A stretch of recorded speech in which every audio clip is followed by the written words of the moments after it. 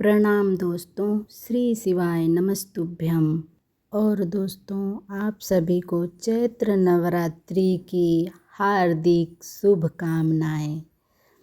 चैत्र नवरात्रि 2026 में एक छोटी सी गलती भी ऐसा परिणाम दे सकती है जिसकी कल्पना भी करना मुश्किल है।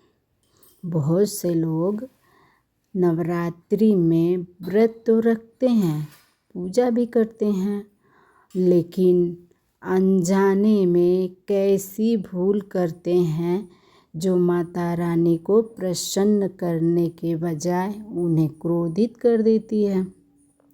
और जब माता दुर्गा का क्रोध प्रकट होता है तो जीवन में ऐसी बाधाएं आने लगती हैं जिनका कारण भी समझना मुश्किल हो जाता है और कठिन हो जाता है। इसलिए इस बार 19 मार्च 2026 से चल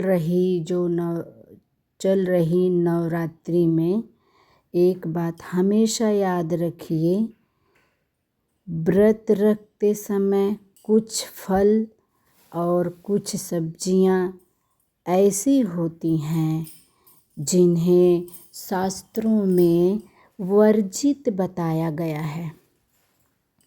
यदि उन्हें भूल कर भी खा लिया जाए तो माना जाता है कि यह व्रत की पवित्रता को भंग कर देता है। यह वह समय है जब माँ जगदम्बा की शक्ति पृथ्वी पर विशेष रूप से सक्रिय मानी जाती है।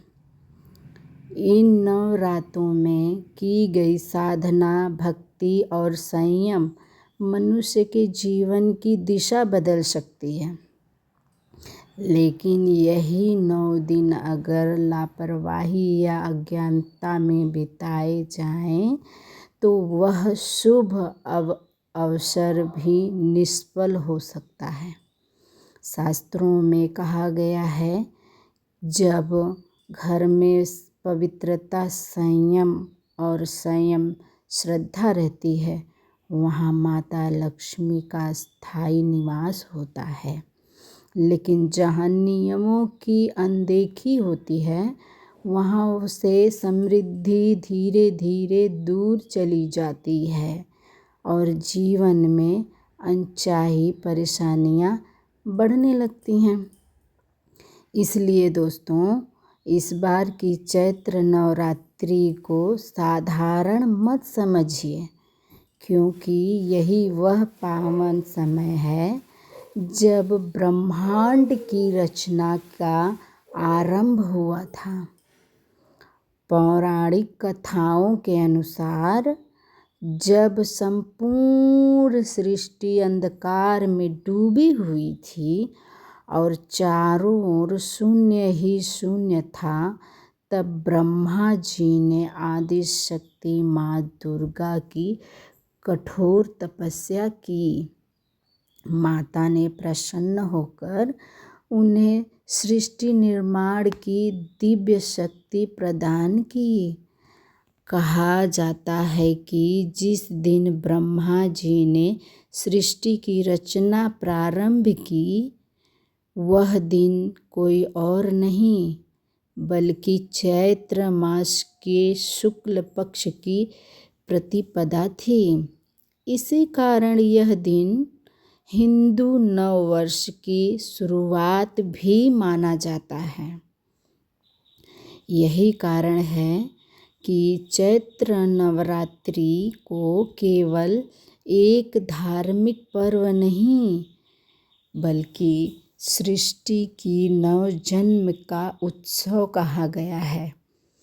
इन पावन दिनों में माता दुर्गा की कृपा प्राप्त करने के लिए शास्त्रों में एक अत्यंत प्रभावशाली मंत्र बताया गया है।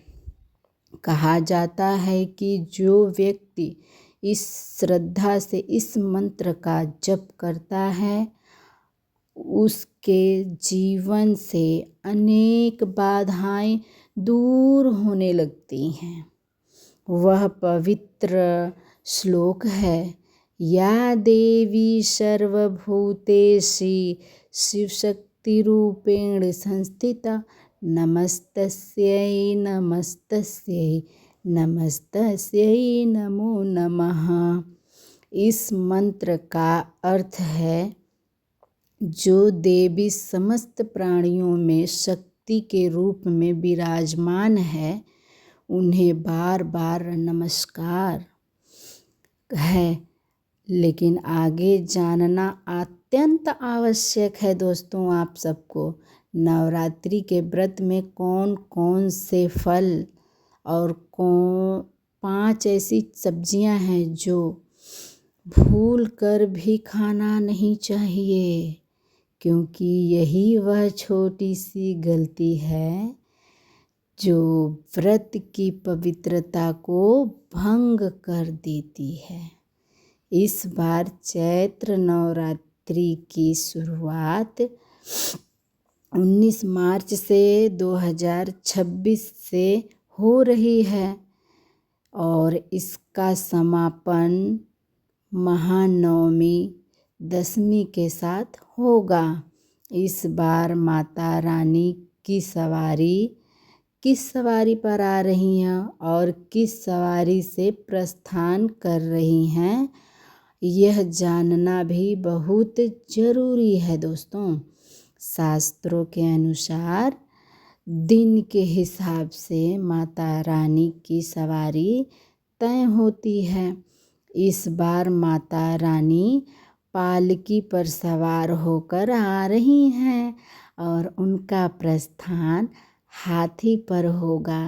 तो दोस्तों, हाथी पर विदाई अत्यंत शुभ मानी जाती है, जो यह दर्शाती है कि माता अपने साथ साथ सारे कष्ट ले जाएंगी और धरती पर उत्तम वर्षा और धन धान्य की वर्षा करेंगी। ग्रहों की ऐसी विशेष स्थिति बन रही है जो सैकड़ों वर्षों में कभी कभी ही बनती है। इन 9 दिनों में दोस्तों पृथ्वी पर सकारात्मक और नकारात्मक शक्तियाँ दोनों अपने चरम पर होंगी। ऐसे में मनुष्य का हर कर्म, हर विचार और हर निवाला कई गुना प्रभाव डालता है।